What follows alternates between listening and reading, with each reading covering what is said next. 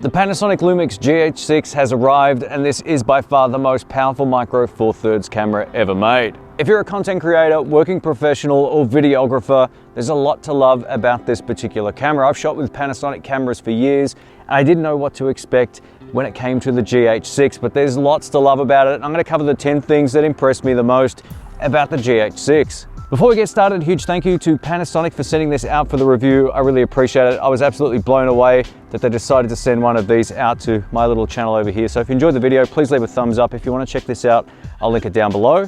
Let's get into it. So the first thing that blew me away when it came to the GH6 was its overall image quality. And this isn't surprising if you've ever shot with the GH5, GH5S, or the GH5 Mark II, but this looks really special in comparison, and especially when you start talking about the higher frame rate modes.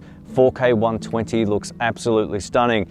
The image quality out of this is every bit as good as the far more expensive Sony FX3 or Sony A7SIII when you're talking about 120 frames per second. There's no compromise in image quality between 120, 60, 30 or 24p. So it's up to you which you choose to use. If you're in the PAL region like me, that will be 25, 50 and 100 frames per second. You can also get really usable 1080p up to 300 frames per second out of this as well, but I think the star of the show, without question, is the 4K 120. Additionally, we can take the GH6 well beyond 4K, and the 5.7K up to 60 frames per second looks beautiful. You can slow that down at 50% on the timeline, or you can shoot 4:3, 5.8K and then crop it in post. So there's lots to love about this when it comes to its image quality.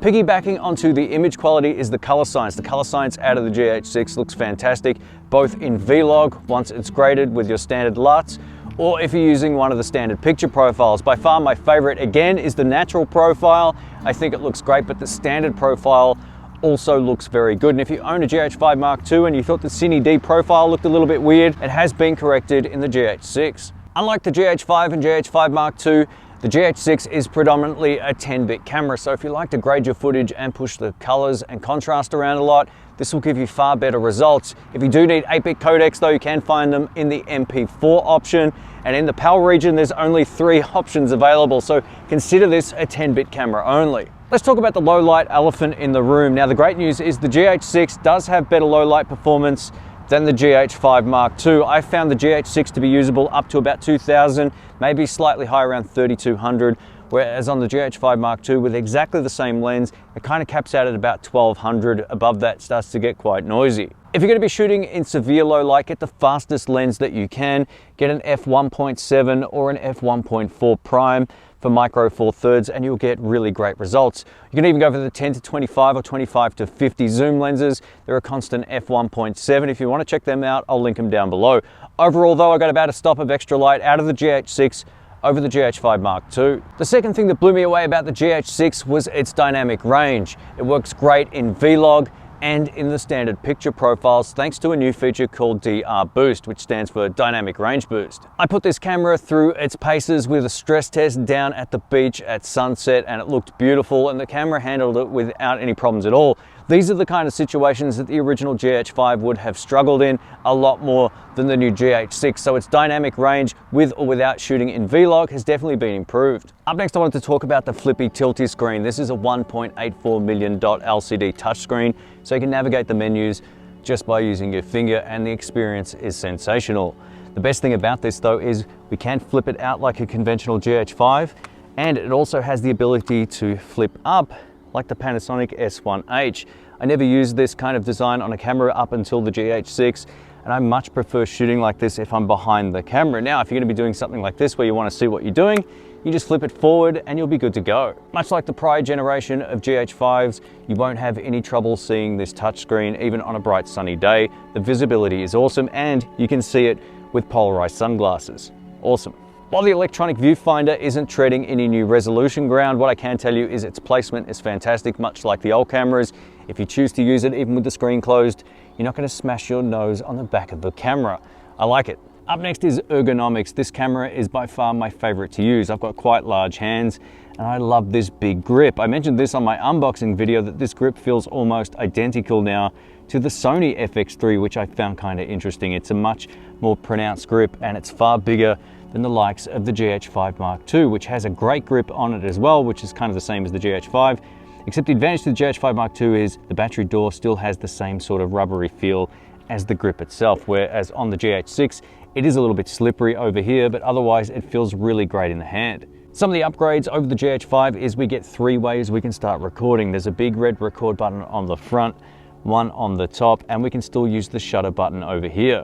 The top dial layout is pretty much identical to prior cameras, except now we get our all new audio button over here, which allows us direct access to the audio menu. This is really invaluable, and I didn't know I needed this until I found it on this camera. It's a great addition. On the front of the camera, we have 2 custom function buttons, and you can program this to whatever you like. Just hold it down, it'll bring up a menu, and you can select whichever mode you want activated on each button. While the GH6 is slightly wider than the GH5 Mark II, it's because of this new exhaust fan that's on the back here to help keep things cool. So if you're going to be shooting at higher frame rates for extended periods of time, we do get that onboard fan. Ergonomically, the GH6 feels great in the hand, and the new addition of the fan doesn't impact that in any way. It doesn't matter which orientation you're shooting in with the flippy screen here, everything is where you need it, and it's easy to access with both thumbs or by using your fingers on the top. The next thing that surprised me about the GH6 was its autofocus performance. It has less hunting and less pulsing than even the GH5 Mark II, but it's very close. I think with some tweaking on the GH5 Mark II,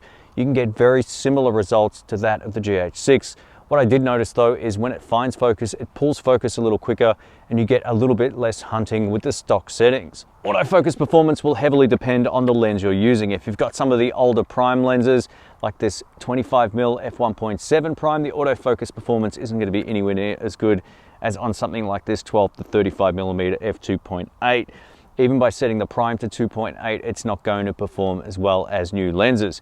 Now, if you have something like the 10 to 25 or the 25 to 50 f1.7, the autofocus performance with that lens will far surpass that of some of these old lenses. A little while back, I did a video called Decoding the Panasonic Autofocus, and I'll link it up in the cards if you haven't seen it. Now, after using the GH6, the autofocus has improved, but that video is still very relevant. I might do a follow-up video coming up very soon, so stay tuned for that. Now, if you're a filmmaker, this next point is for you. Now, there's so many different types of filmmaker tools built directly into the GH6. First of these tools is very simple. It's the red record ring. Anytime you hit record, you see the screen light up red around the outside. It's just another functional way of letting you know you're filming. Another thing I've come to appreciate with the GH6 is the red tally light on the front to let you know recording, especially if you spend most of your time talking to the camera like this and you can't see the LCD screen, or if someone else is operating the camera. You can see just by looking at the front of the camera whether or not it's recording. It saves you having to go, oh, you're recording? Oh, you are? Oh, okay. And you don't need any of that. The tally lights really save the day. Much like the older generation, we still get our filmmaking tools like vector scope and waveforms, but we also get a bunch of additional tools, one of which is spot metering. So if you want to expose for middle gray, or if you want to check the exposure in any section of your frame, you can do that just by moving your finger around on the LCD screen. You can probably see the gray ring around the screen here. This is my favorite new tool. This allows you to frame your shots no matter what aspect ratio or resolution you're filming in. So I've got it set up for 16:9. So if I'm shooting in DCI 4K, 17:9 or 4:3, it allows me to essentially keep the framing correct for the timeline I'll be placing the footage on, and you can change this to anything else that the camera supports. I love the fact you can customize this camera to no end. It's one of the best benefits of Lumix cameras, and they make the whole process extremely simple. Learning the menu can take a little bit of time, but once you're familiar with how the custom function buttons work, you just hold them down to customize them, or where all the options are internally. It makes it very easy to get exactly what you want set up for your particular shooting scenario. The GH6 has a major improvement over the GH5 Mark II and prior generation of cameras when it comes to auto exposure. The great news is this doesn't blow out the background if the lighting changes. This was a huge flaw on the GH5 Mark II, and it was something that let me down on a shoot I did overseas a little while back. The GH5 Mark II is a great camera overall, but you need to set it to manual exposure in certain lighting conditions, whereas the GH6 seems to expose far better without those drastic jumps. Up next, I wanted to talk about the USB-C connectivity on the side of the camera over here. One of the great things about this is you can potentially now record out of this directly to an SSD drive in a future firmware upgrade. That's great. You can also power and charge the camera via USB PD. You also get an external charger to make all of this easy. Now, if you want to power the camera for long periods of time, you can still use the old dummy batteries, but I really love the fact if you already have a USB PD power supply, you can just plug it in and run this camera indefinitely. Up next, I wanted to talk about audio because this is something that completely surprised me.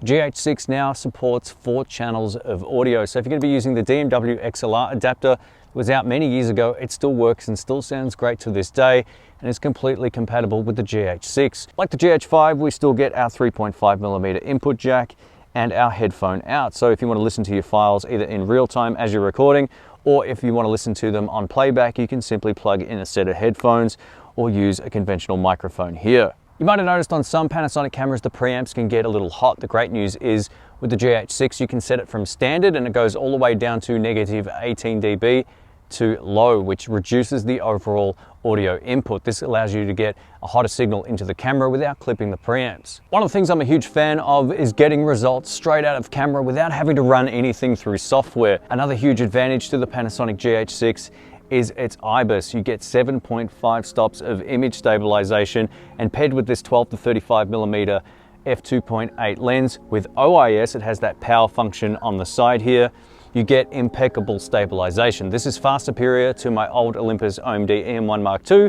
There's no crops or anything, it just looks fantastic. And if you're going to be doing any handheld work, this is by far the best camera I've ever used. All right, let's balance this video out. I'm going to talk about the things that I don't love about the GH6. This list is pretty small, but I definitely wanted to put it in.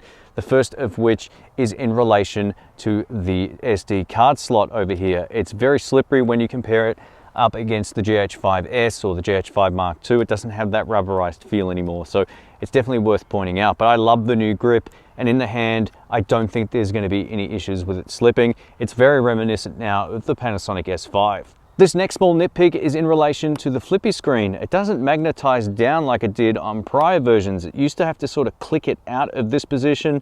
Now it just sort of sits there. It doesn't feel like it's going to come loose or anything, but it's definitely worth pointing out. Maybe that had something to do with the fact the screen now tilts up like this. I'm not exactly sure, but when you compare this up against the GH5 Mark II, the GH5 Mark II actually feels more secure in the closed position. And lastly, let's talk about the autofocus. It's a huge shame Panasonic didn't go for phase detection autofocus with the GH6. A lot of rumors were suggesting that's what they had planned, but when they first started development on this camera, it was so long ago, they still felt like people didn't need it.